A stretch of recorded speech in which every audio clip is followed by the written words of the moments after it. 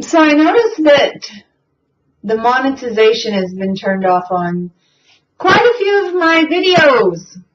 So yeah, I have to be really careful about like what I say and what I do and all that stuff and the tags I use and yada yada yada. So I'm just going to try to be really careful and really safe so that I can get a few pennies for this video if that's even possible.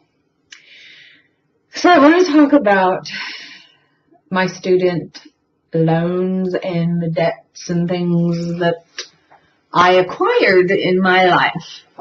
So I grew up really poor in a really poor town with a really crappy economy, and I'm not complaining or anything. I'm just stating that so that you know that information.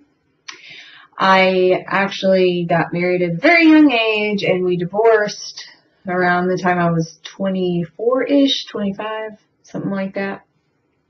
So I was married 6 years, and in that time period, I just mostly worked and stuff and learned about myself. My ultimate goal all that time was to go to college, but I didn't want to because I was so afraid of acquiring debt.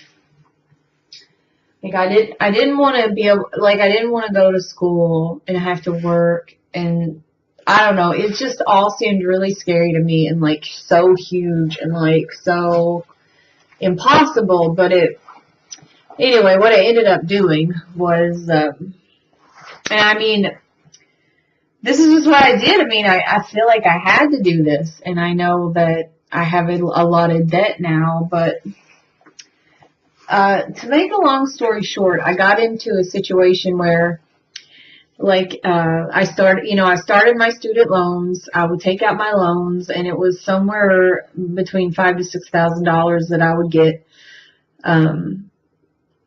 per semester. Is that right? I think it was. Or is that every 2 semesters? I don't know. It was a lot of money I was getting in student loans, and this is to go like towards housing and basically to help you survive while you're in college so that you don't have to spend every waking moment working, trying to pay for it and stuff. So anyway, that's just how I lived for the longest time because I didn't have dental insurance, and I had a lot of dental problems, and I had medical issues that, you know, my insurance at the time didn't cover, which is a whole other story, but I had Blue Cross Blue Shield at the time, I think, so I didn't have very good insurance.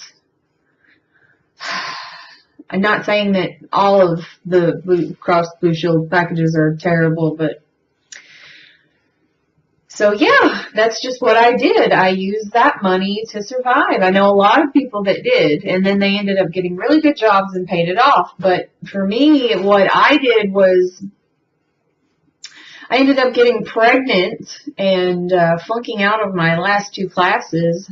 So I went from having like this awesome GPA to like a crappy GPA and pregnant. Now I'm not saying that's bad because my life has turned out really good, but as far as the schooling goes, I was at a point in my time where I really didn't know what was going to happen, and I didn't know anything about like the stability of the relationship I was in with the baby daddy. And so I just didn't worry about the loans. I just was like, forget it. I'm not going to think about it. I don't have time for this, because it wasn't just that. It's like I was getting medical bills left and right. I was barely working anymore because I was pregnant, and I had a hard labor job, and it was really just, it got to the point where my doctor told me I couldn't work anymore. And it's not like I'm the most unhealthy person in the world either. It was just a case of swelling and some issues with my pregnancy. And so I had to completely stop working. My husband at the time was overseas in Afghanistan, which this was the baby daddy. We had kind of in the middle of the circumstances there, we got married. And he was helping me out, but it wasn't really enough, because I don't think he knew to what extent of a mess I was in. So he was giving me some money to help me out and stuff, but we weren't I was still living in my place, and he had moved out of his house and went to Afghanistan. So he had put his belongings in storage, and I had just continued to live in my apartment when he deployed. And so he was just kind of sending me money, and just putting it in my account to help me out. But none of this money, wasn't enough. I didn't have enough money at the time to really worry about the student loans, so I didn't. And what happened is they went into default. Now, it's not the end of the world if your loans go into default, but you really want to avoid this. And I don't know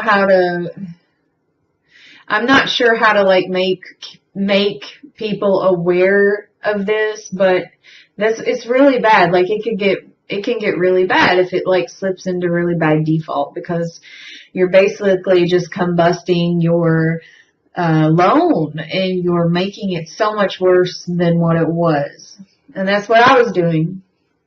So I think that my loan had bumped up about $12,000 more, or maybe even more than that. I haven't really done the math. It's just, I'm finally at a point where I'm making some pretty small payments on it, bearable payments. It's not good, but I'm making my payments on them now. But if I had never went into default, my loans would be less than they are, and I should have never let that happen. But life can be really crappy sometimes, and we just make bad decisions. So just don't be like me. Don't kind of do that, And just got to be careful with my language here, because I don't want YouTube to demonetize my video here. So, this is something I'm still in the process of understanding and working on. And if you have any questions about student loans and